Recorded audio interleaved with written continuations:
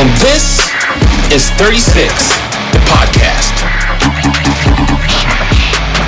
Podcast. 36, the podcast. What's up, Fairbanks? What's up, North Star Borough? What's up, North Pole? What's up, Esther?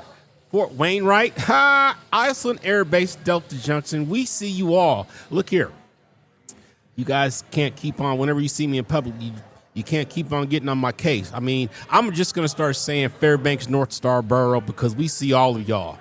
Now, I would like to give a special shout out to Warrant Officer 1, Brandon Martinez, listening to the podcast all the way over in the land of the morning calm, a.k.a. Korea. Brandon, we see you over there. Thank you for your service. And we hope you enjoy this podcast. I'm Tilden. I'm Jeff. I'm Brandon. And this is 36, the podcast. So, if you like music, if you like local Alaskan artists, if you like up-and-coming as well as veteran artists, if you like a variety of genres, if you like to travel to faraway places, this episode is for you. Now, today, our special guest is Josea Busby, and she and her family, they put on the Chicken Stock Music Festival every year. Josie, welcome to the show. Thank you for having me. Oh, thank you for coming. Thank you for coming. All right, so today's going to be a very exciting episode if you like to listen to music, because I love listening to music, so this is going to be a very good episode. But as with all of our episodes, before we get into the meat and the potatoes, we're actually going to do a taste test of today's cask. And today's cask is actually, it sounds like it's going to be a good one. So it's a Brut IPA conditioned with organic pineapple juice. So we're going to all take a little sippy sip, and we're going to give you our thoughts on today's tap from Hoodoo. So here we go.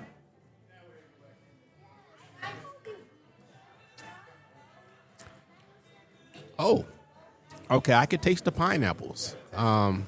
This is a good, refreshing drink. Jeff, what you think? A little sweet for my taste. Really?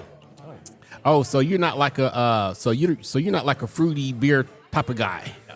Okay, Brandon. Yeah, he's a lot like me. I like the more bitter types of beer, but I can definitely taste the pineapple. And what I'm kind of seeing is a theme with these pineapple conditioned drinks is it's almost like the beer is being mixed with the pineapple. Yes. Like you can always taste that pineapple. It's always the same, but then the beer kind of adds the twist to the pineapple juice. So I really do like it. Yeah. Josie, you got any comments? What do you think about this, to today's tap?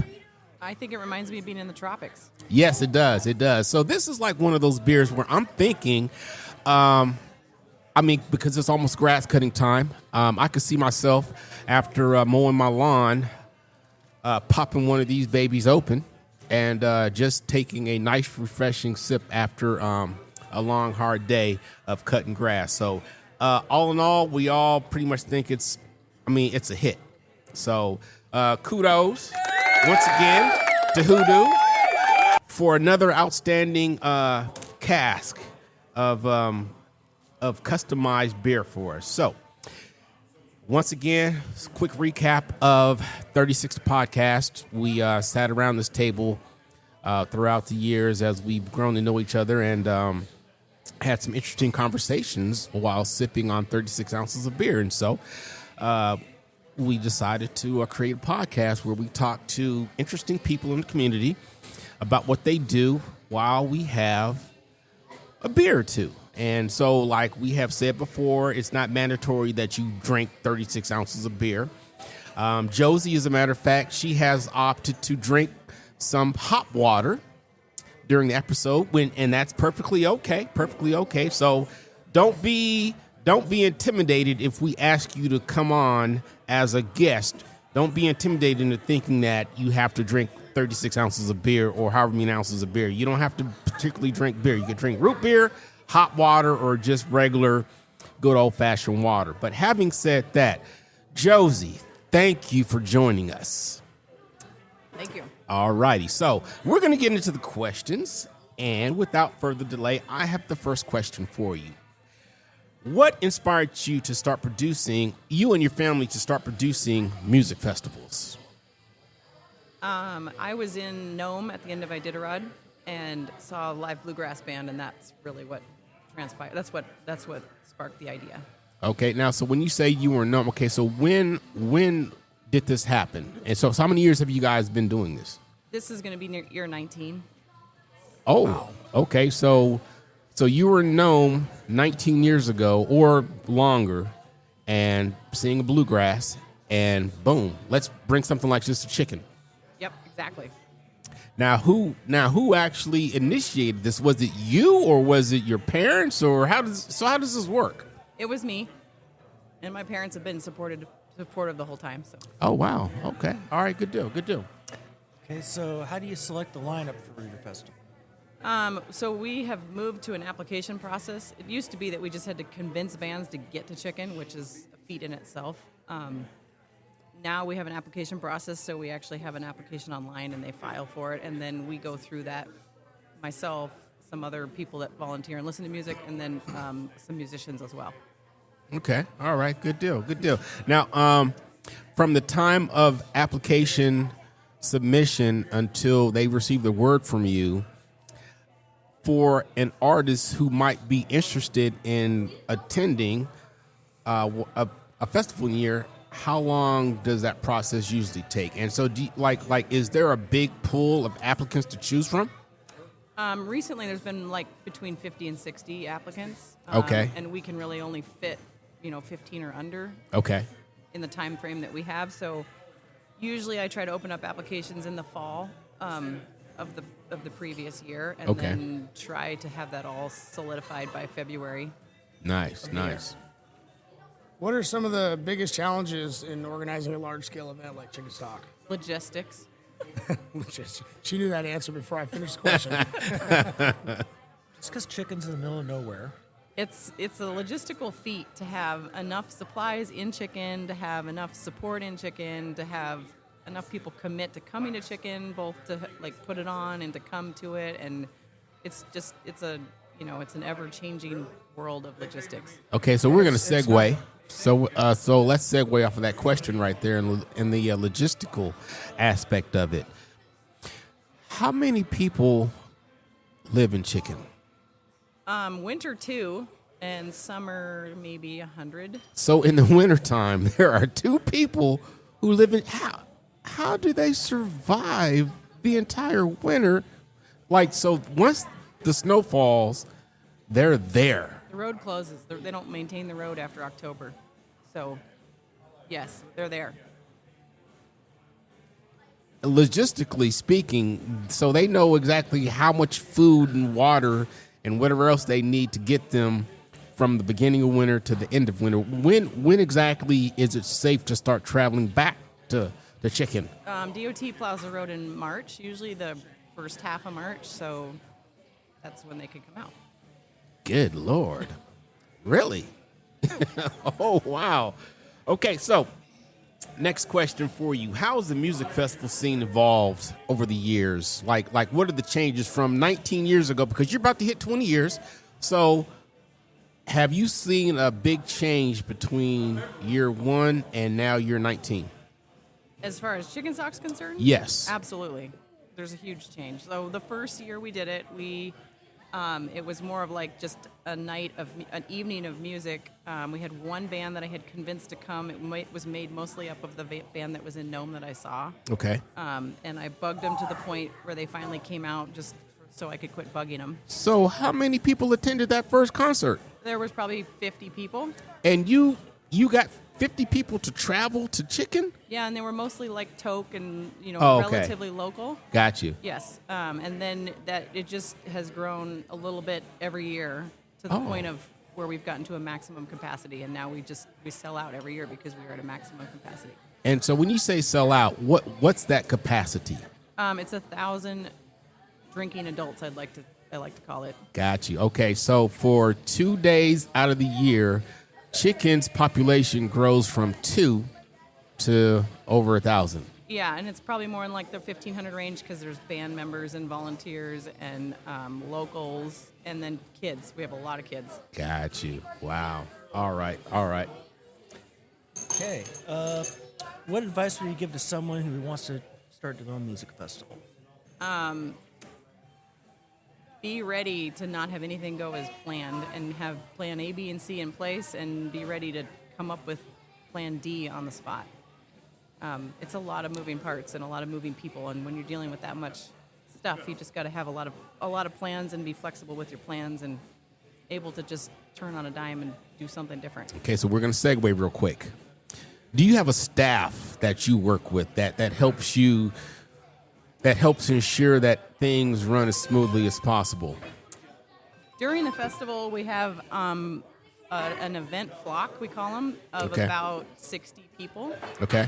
And they generally are, they've been coming, most of them have been coming for years. Okay. Some of them have been coming from the very beginning and helping. So Oh, wow. Okay. they're very experienced. Yeah. And it's kind of nice because it just, people just fall into place and they know what to do. And so these are people that volunteer or, Volunteer.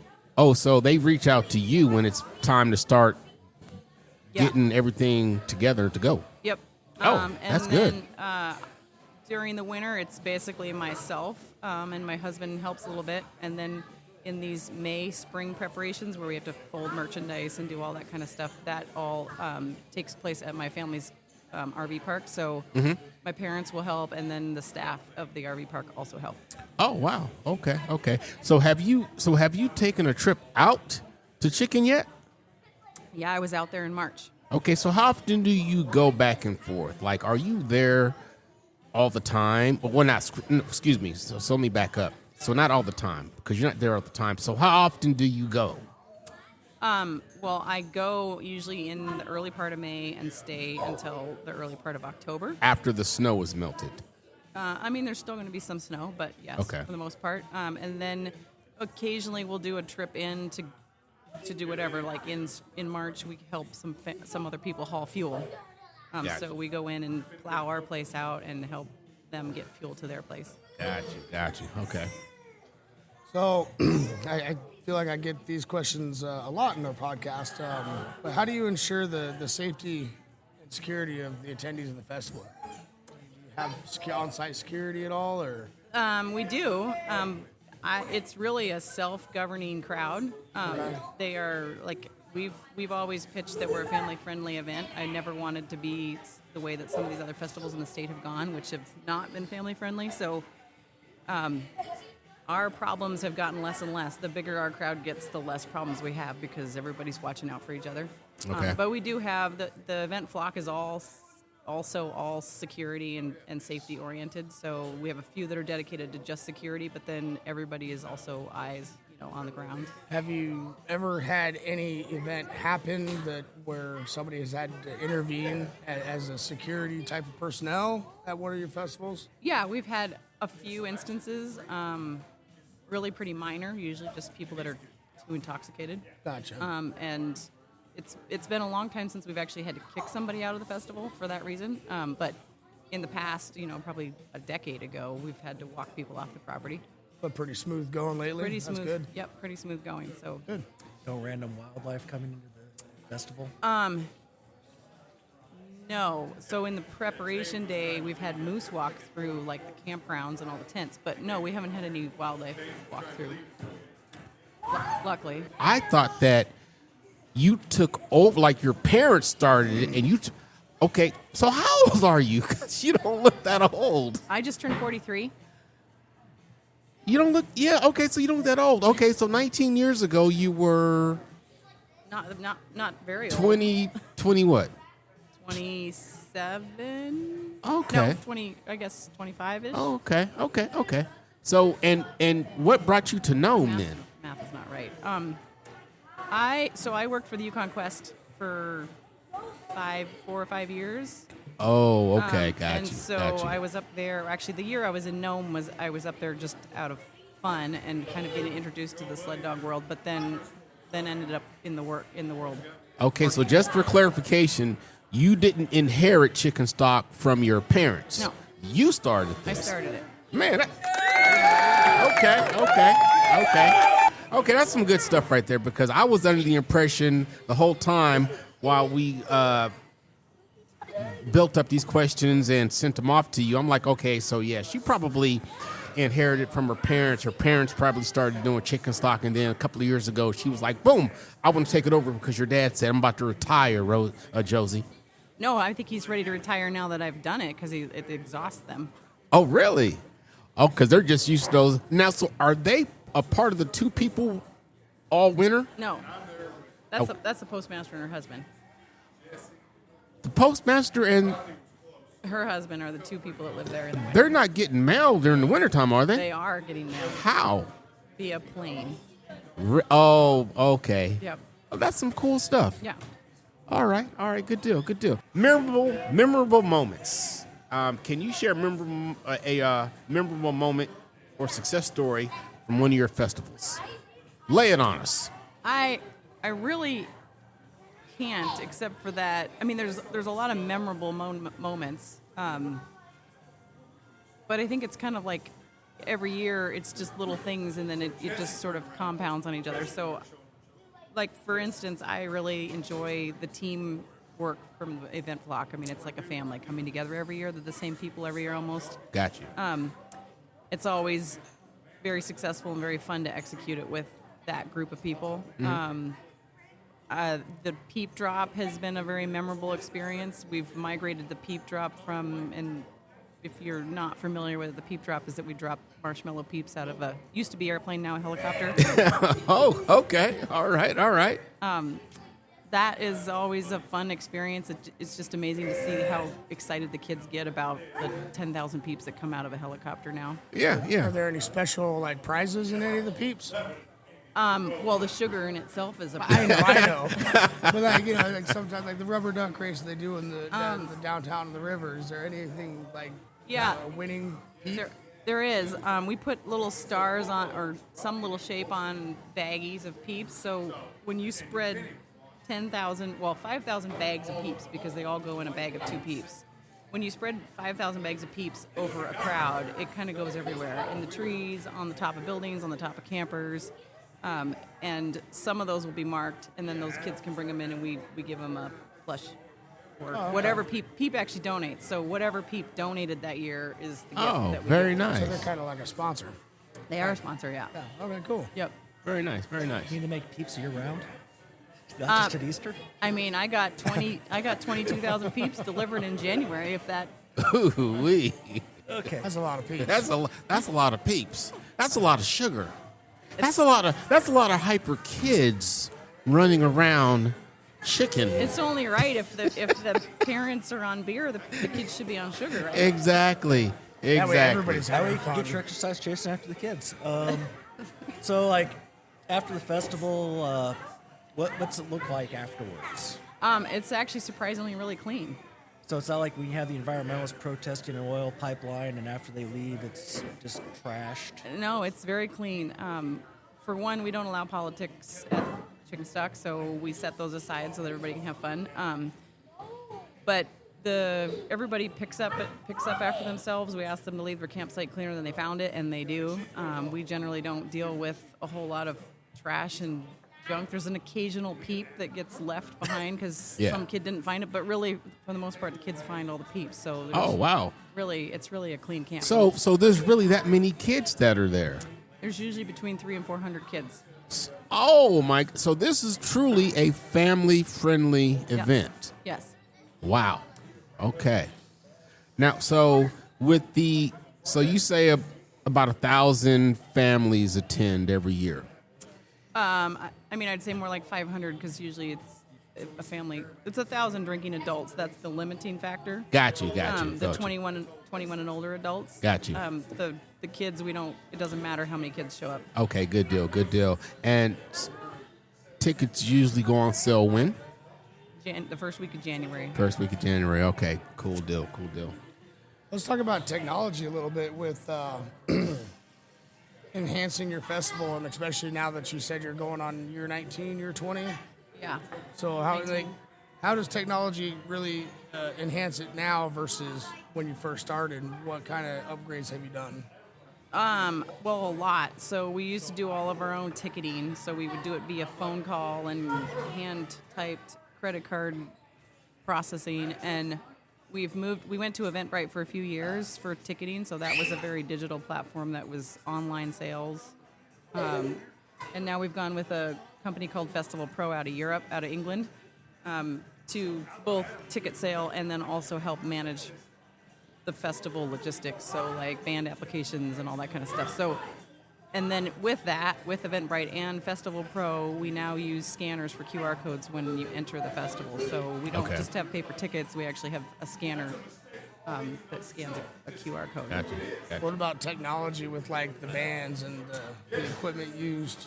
Do the bands have to supply their own equipment? No, or? so we supply a drum set on stage. We supply the whole speaker system, and obviously that we bring a sound crew up from Anchorage every year. They've been the same crew for a long time.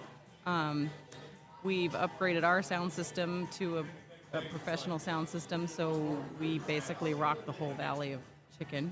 Nice.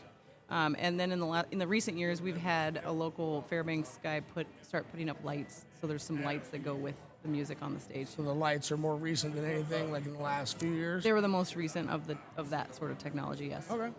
It's production technology. I mean, I can't speak for the sound guys because they bring their own soundboard and that kind of stuff. So their stuff, I'm sure, is also...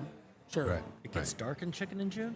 No, you can't hardly... I mean, it's hard to see the lights, but the stage is a old funky building built on the top of two old military trucks. Okay. So it's a little dark in there, so some of the lights kind of help illuminate that. All right. So let me ask you, as far as population, because we're segueing again. So we're going to segue. 2 occupants during the wintertime. When the snow melts and the residents come back, it goes up to how many people? Between 100 and 200, probably. Oh, okay. And everybody there has a cabin, land, houses. Explain to us what Chicken is. I would say Chicken has under 20, well, maybe under 30 private properties. Okay. Mostly made up of public land. Okay. And the people that are coming for the season are usually miners. They're dredgers or cat miners. Oh, so they're just not in Chicken just to spend the summer hunting or fishing or so. They're specifically to so Chicken is a mining. It's a mining community, yeah. Oh, okay. Yeah, okay. so those people come up and they live anywhere from, some of them have a cabin that is, either on private property or on a public agreement of some sort where they have it on skids. So are they mining for a company or are they mining for themselves? For themselves. They're small. It's all small mining. There's not really any big mining. So people who come up there, they've staked their claims, and they know where to go on their claim to dig for gold or minerals. That's right. Oh wow, I didn't know this. Yeah. So some live in RVs, some live in tents, some, who knows? Oh wow, did not know that. That's some interesting Hammocks. stuff. Hammocks. Okay, so we're gonna segue again because you said hammocks, and in my mind, I'm like, they're getting ate up by mosquitoes. So is there do you guys control the mosquito population up there during the festival, or how does that work? Well, I think the crowd in itself controls the mosquitoes. We don't really have mosquitoes a whole lot. I mean, we have mosquitoes, but we're in a mined. The whole property is a previously mined area, so it's all gravel. We've made it into a gravel parking lot for the RV park. So there's not a whole lot of mosquitoes in where Chicken Stock is itself, but there are some. Okay, and there's enough people for them to pick that you don't really ever, Got you. Okay, so we're not gonna so we're gonna unsegue now, and I want to ask you the final question, and then we're gonna move on to our second segment to where we just free flow questions that just pop up, and we're just gonna ask, and hopefully you can provide us some insight as to what our questions and what our thoughts are. So, how do you balance creating a unique festival vibe while meeting commercial goals?